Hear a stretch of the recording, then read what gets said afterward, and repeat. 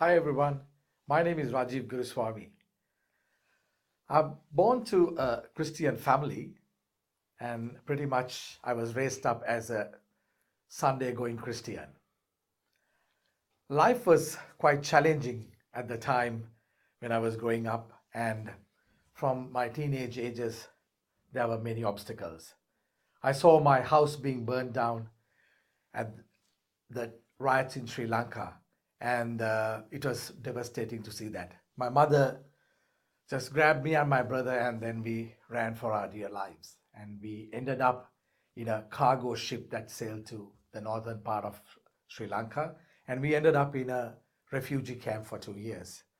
I know what it is like to go without food, without clothes, water, and importantly, for 2 years, we didn't have education.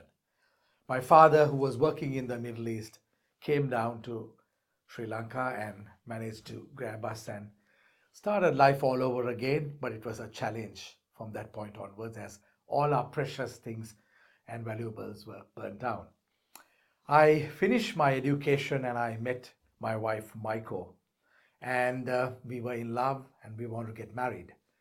Her parents did not approve us getting married because I came from the minority, and they even threatened my life if I continued with the relationship.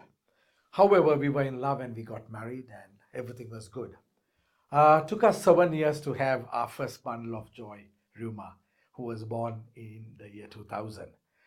Things started changing, and Michael's parents came around, and everything was perfect. And again in 2006, we found that Michael was pregnant for the second time with our son, second son. And in January 2007, the doctors gave me this horrible news that Michael was diagnosed with cancer and it has pretty much spread into the entire body.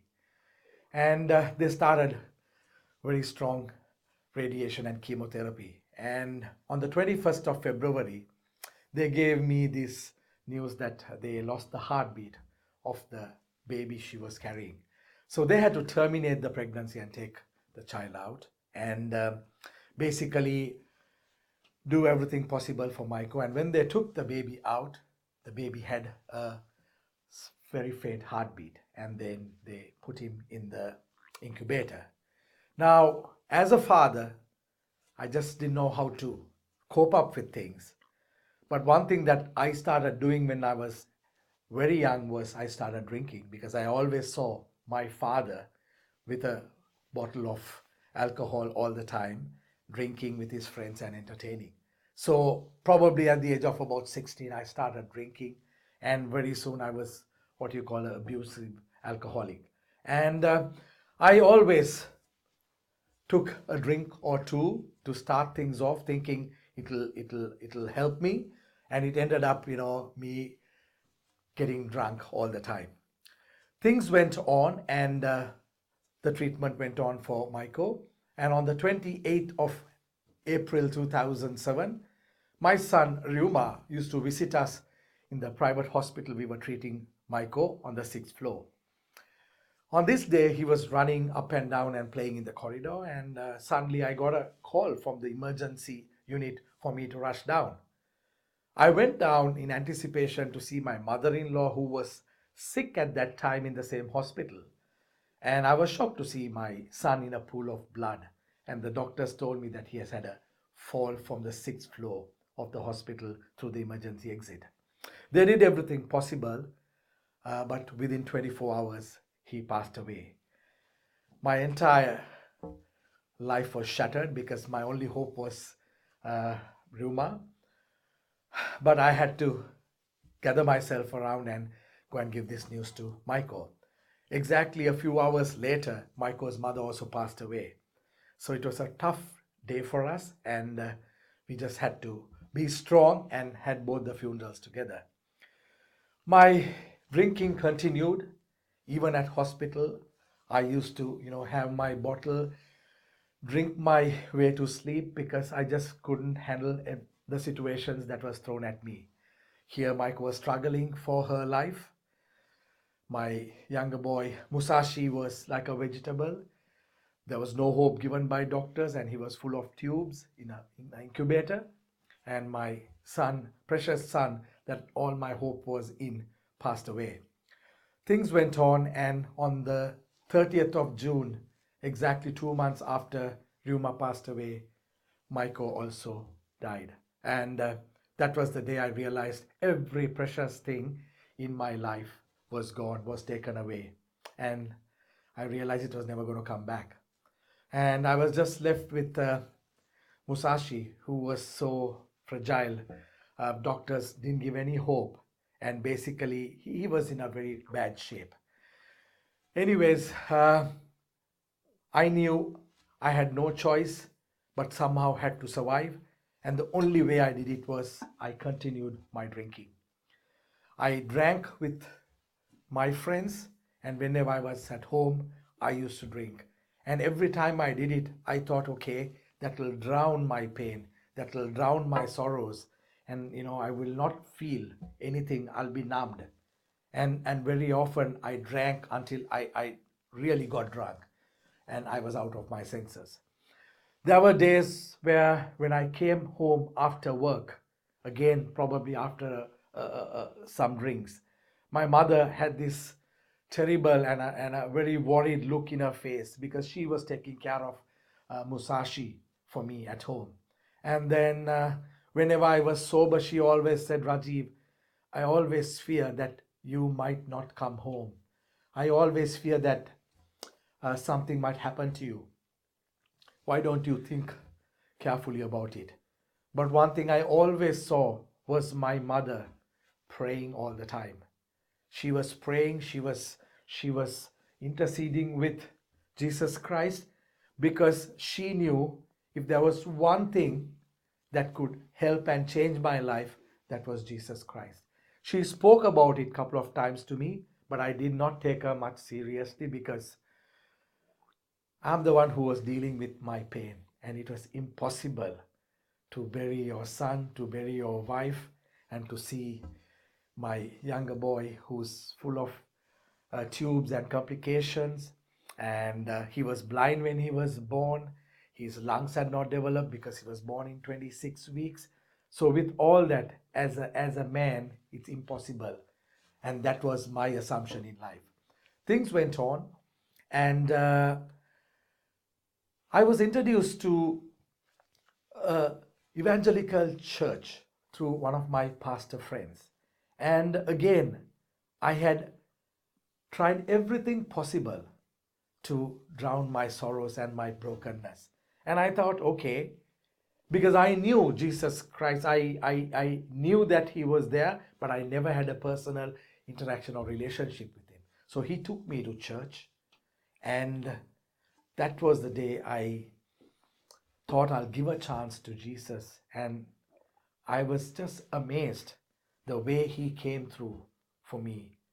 That particular minute, I realized that although I was a drunkard, abusive drinker, and trying to drown my sorrows and trying to find a solution through the bottle, I knew that he was always with me. I knew he was there for me. And the way he came through and encouraged me to stop drinking. And one day I prayed, I cried out to him, and I said, Jesus, please help me. And he gave me that strength and courage. And overnight, I stopped my drinking.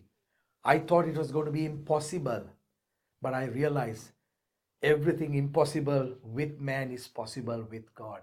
And he brought me through. There were many occasions that I felt going back to drinking. But always when I cried out and I prayed to God, his awesome presence always comforted me. And he started performing miracles after miracles every day. Musashi's health was restored, and I started getting this happiness and joy, this amazing peace that I never felt when I was drinking or in such a broken world. And that was the beginning of an amazing journey that I've come. And it's been over 11 years now that I have not touched even a glass of wine. I'm not perfect in any way. I have my moments, I have my brokenness, I have my sadness. I go down memory lane, but I know Jesus Christ always is there when I turn around to help me and support me. Through church, I was introduced to my current wife, Charlie, who was also widowed at the age of 30. She also buried her husband, didn't have children, and we got married in the year 2009. And soon after we got married, we had a son, that is Charlie's first baby, Nathan, who was born perfectly normal child. And then when he was born, he had a complication of having his stomach bloated. So doctors wanted to operate on him just to check what was wrong. And after 33 days, they informed us that he has infection that has set in and he passed away. So that was a big blow for us because we were walking with God. Jesus Christ was our everything. And to see Nathan born and everything was good. But this happened.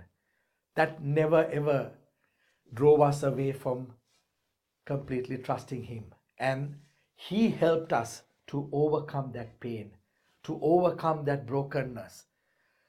No matter whatever we do from that point onwards in life, we always have Jesus Christ in our midst. And anything that we face, as I said, life is not a bed of roses. Every day it's a challenge. Every day there's something new coming up. But everything is possible through Jesus Christ. And I'm telling you today, give Him a chance. Give Him a chance because He can do it for you. If He can do it for me, who was a drunkard, who was an abusive alcoholic, He can do it for you. And the way He has constructed my life as a man, after bearing 2 sons, after burying a wife, and pulling through my son who was in such a critical condition, it was not possible by me as a man, but it was possible through Jesus Christ. So I encourage you to get in touch with us. You could email us, you can call us, you can visit our website. We have our programs going on, and we have a perfect educational program that will definitely help you to get back on track.